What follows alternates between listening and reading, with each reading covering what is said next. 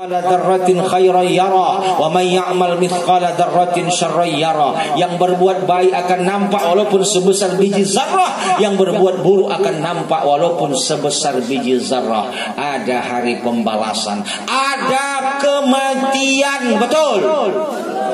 Maka pada saat itu apa yang kita tanya dan kita hadapkan kepada Allah Subhanahu wa taala. Kalau sudah mati tak ada. Jasad tiada berharga,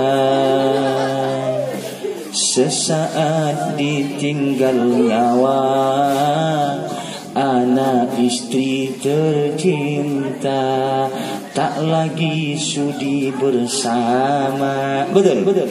Kau sudah mati bapak, anak belah mana tahan sama bapak. Seminggu aja bapak di rumah tak tahan dia.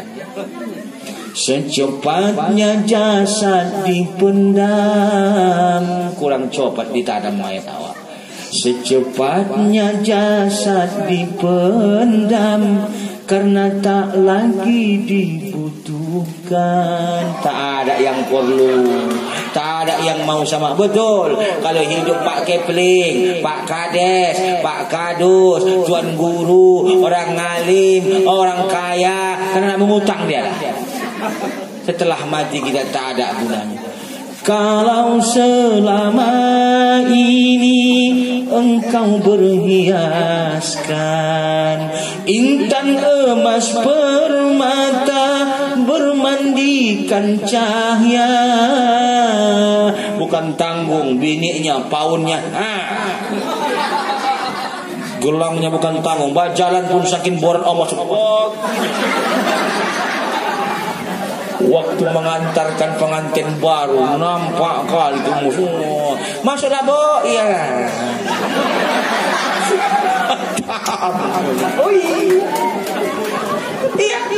Tapi kali ini di dalam kuburan, sunyi gelap mencekam tanpa seorang teman. Tak ada kawan lagi. Oh abang udah kawin lagi.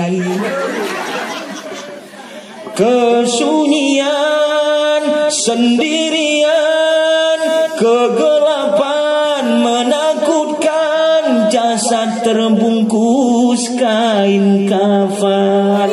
Terikat pada kain kafan, wajib awak. Apalah yang mau diharapkan lagi? Sebelum tanggung jawab itu diminta Tuhan, hati-hati hidup, tak lama. Laporkan segala urusan kepada Allah dengan sholat. Ramaikan sembahyang di masjid ini. Ini masjid ini ada malaikat namanya hafazah menunggu. Kemakmuran kampung ini akan terlihat dengan kemakmuran masjid. Bangladesh itu pak daerah miskin. Orang pekerjanya payah, negaranya miskin menuju berkembang yang tak berkembang-kembang saking susahnya. Lombunya kurus-kurus, kurang rumput, perempuannya hitam-hitam asik kejamur. Kerja bini-bini orang tu, kalau ibu masih bisa memasak saja, orang tu mengumpulkan rumput yang kering, diambillah tai lembu tadi, diletakkan di rumput tu, ambil rumput timpa lagi, ambil tai timpa lagi, dijemur, dibikin pupuk, dijual. Itulah kerja mereka itu, sangkinkan susahnya. Tapi kalau ibadah di Bangladesh itu luar biasa, sehingga Allah buka kemakmuran di Bangladesh. Kita ni negeri makmur, apa yang kurang? Tapi karena jauh pada Allah, paling tidak disusahkan oleh penguasa. Tengok hari ini sawit tak naik-naik harganya, ekonomi makin susah. Kenapa? Jauh pada Allah. Sembahyang jarang. Allahu Akbar, Allahu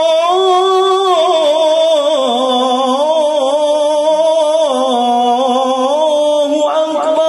Kata orang yang azan, berat hati orang mau melangkah. Awas. Allah menghukum orang-orang yang mengabaikan panggilannya. Kampung itu akan disusahkan Allah.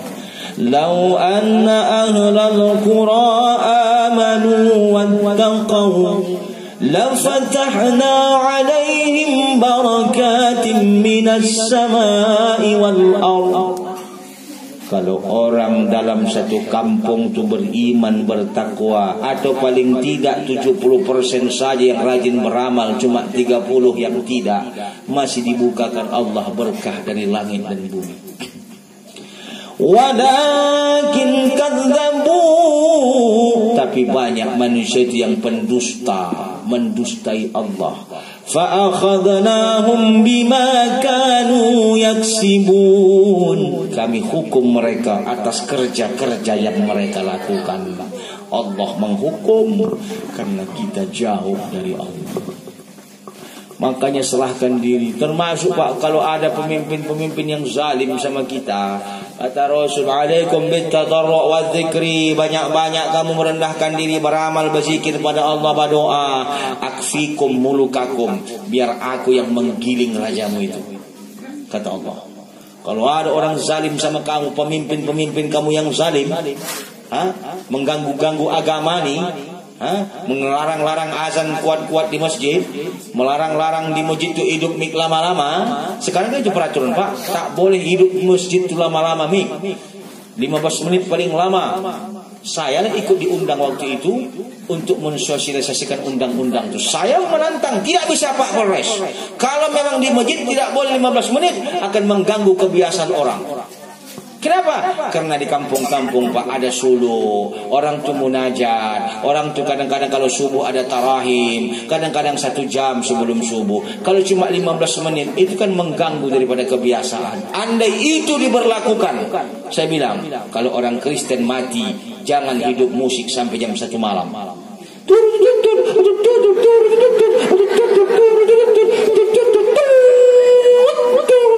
Awak terganggu tidur, betul enggak? Jangan kita saja pula mau dilarang. Jadi macam mana masjid pula hidup pula ustaz itu begitu. Masjid itu kalau azan pula, memang kuatlah azan tu Pak. Alangkan kuat orang azan tak bangun kawan. Kesurupan lagi ku tengok muadzin tu, Allah Akbar, Allah, tak bangun waktu. Konon pula nanti di masjid itu pula, Allahu Akbar, Allahu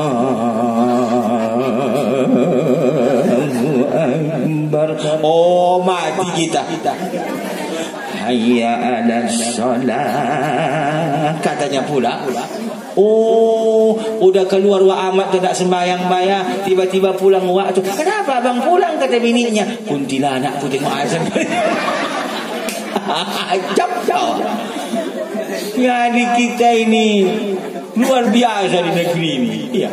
Mayoritas negeri ini adalah Muslim, tapi Muslim mau beribadah saja sulit. Ustadz Ranto Prapat ditangkap, namanya Hamid Zon, ditangkap Kapolda di bawah. Sekedar dia bilang di share-nya Facebook, mungkin menyakiti segolongan orang, tapi penghina agama Islam cuma di Polres ditangkap, udah lepas pula. Masya Allah. Apa masalahnya? Seakan-akan umat Islam ni penonton di negeri sendiri. Wahai anak muda, anak bapak yang sayang, anak gadis, anak bapak yang sayang, sekolah kalian tinggi-tinggi. Itu sabu-sabu menghancurkan kalian supaya umat Islam ini tak ada bisa jadi pemimpin dia akan datang. Kau tak percaya? Kantong-kantong orang terkena sabu-sabu itu di kantong-kantong Muslim. Pergilah ke penjara-penjara, tengok berapa banyak orang Islam yang konak narkoba ketimbang yang tak Islam. Kalian dimanfaatkan untuk dihancurkan. Kalau sudah terkontaminasi sabu-sabu, tak berpikir masa depan, apa upaya supaya bisa memakai. Terakhir harta ayah pun tak bisa diolah, hanya bisa dihabiskan saja. Ini sabu-sabu ini target bukan hanya untuk menghancurkan sesaat. Generasi ini mau dihancurkan.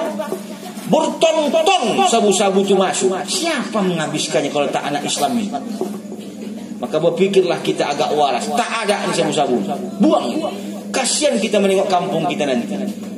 Bapak ibu tahu sekarang 56 usaha kecil menengah untuk rakyat biasa diizinkan oleh pemerintah sekarang orang asing masuk berbisnis usaha kecil itu dengan dana 100%. Paham maknanya? showroom kecil kita punya, itu orang-orang kampung, orang-orang rakyat kecil yang jualan. Misalnya jual kereta second, ya kan? Itu kan orang-orang susah, orang-orang kecil jual goreng. Tapi sekarang 56 usaha kecil itu diizinkan oleh pemerintah orang asing turun menjual dengan saham 100%. Artinya apa? Mereka pelaku, mereka pekerja, mereka punya saham. Kalau sudah kerja yang remeh itu, yang sewajarnya dikerjakan oleh anak bangsa yang susah-susah nih, dikerjakan orang asing yang punya modal. Terakhir apa yang bisa dikerjakan anak bangsa nih? Diracuni lagi dengan narkoba, maka mana ada daya saing lagi. Berpikir kita nak, Indonesia ini 80% lebih, 88% lebih penduduknya, tapi yang memimpin negeri ini mayoritas orang-orang yang tidak muslim. Kenapa? Sengaja disetting itu untuk menghancurkan umat Islam, dan umat Islam ini sengaja menjadi penonton saja. Mohon maaf, sekedar menonton saja. Sudah kena sabu-sabu menonton saja. Jadi macam mana Ustaz? Sekolah kalian tinggi-tinggi, tinggalkan sabu-sabu itu kalau sudah kena. Jangan dekati. Banyak berzikir. Mandi jam 2 malam terus tahajud, mandi sampai dingin tahajud, mandi sampai dingin tahajud hingga hilang kecanduan itu. Itu obatnya. Jam 2 malam mandi, udah dingin tahajud, sembahyang. Besok juga tahajud sampai hilang kecanduan. Sekolah kalian, jadi tentara kalian, jadi polisi kalian, jadi pejabat kalian, mencalon kalian jadi DPR, mencalon kalian jadi bupati, mencalon kalian jadi gubernur, sehingga negeri Muslim yang mayoritas Islam ini dipegang oleh penguasa-penguasa yang Islam. Saya ada seorang guru suluk, salut saya. Biasanya mereka berpikir zikir aja. Apa katanya? Dipanggilnya itu anak-anak muridnya. Kalian semua sebelum aku mati, dengarkan, kata guru suluk. Mungkin nyawaku tak lama lagi. Tapi ingat, kalian yang pesuluk nih, yang rajin berzikir, mencalon menjadi pejabat. Anak-anak kalian suruh berzikir, suruh ikut suluk, suruh di tentara. Kenapa? Supaya orang yang memegang kekuasaan ini adalah orang-orang yang dekat kepada Allah dan orang yang takut pada Allah. Sekarang yang memegang kekuasaan banyak orang-orang yang tidak takut sama Allah. Digilingnya kita, betul? Maka apa dalam satu hadis diungkapkan oleh Rasul, sayati zamanun ru'asuhum kal asad wa wuzara'uhum kadhibi wa ru'auhum kal ghanami wa kaifa ya'isul ghanam haulal asadi wa dhibi. Akan datang pada satu zaman di mana pemimpin-pemimpin mereka bagaikan singa, di mana menteri-menteri mereka bagaikan serigala, di mana rakyatnya bagaikan kambing. Lalu bagaimana kambing mau hidup di tengah-tengah singa dan serigala? Habis kau nak makan bikin singa dan serigala. Itu Rasul mengasih tamsilan. Artinya apa? Negeri ini harus kita selamatkan.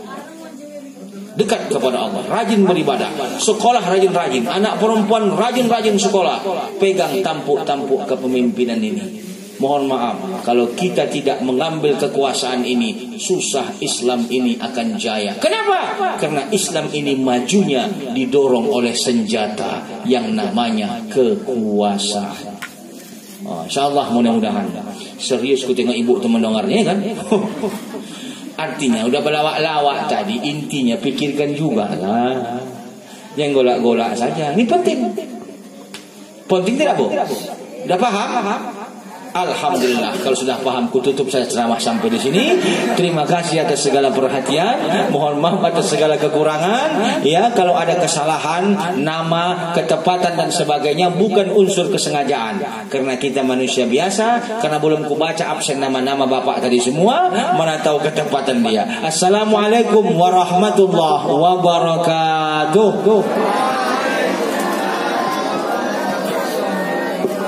Doa. Astaghfirullah.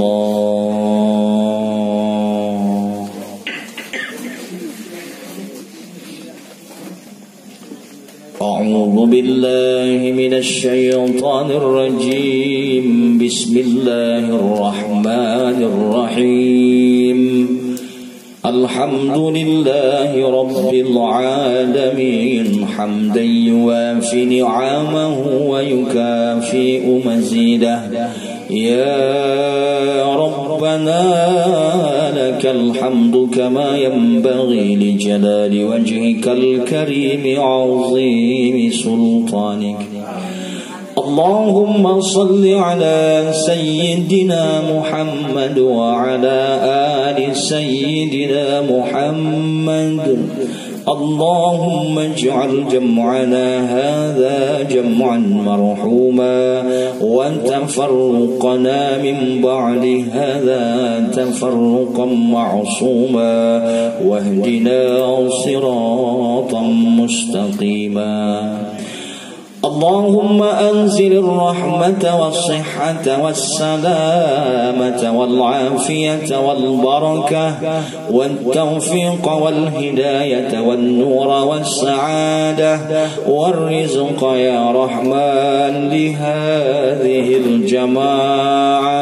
لهذه الجماعة يا رب العالمين ببركة تذكير مولد النبي محمد صلى الله عليه وسلم. ربنا ظلمنا أنفسنا وإن لم تغفر لنا وترحمنا لنكونن من الخاسرين. ربنا آتنا في الدنيا حسنة وفي الآخرة حسنة وقنا عذاب النار والحمد لله رب العالمين. Subhanallah wa bihamdihi, subhanakallah wa bihamdika, asyhadu an la ilaha illa anta, astaghfiruka wa atubu ilaik. Allahumma salli ala sayyidina wa habibina wa syafi'ina wa zukhrina wa maulana Muhammad.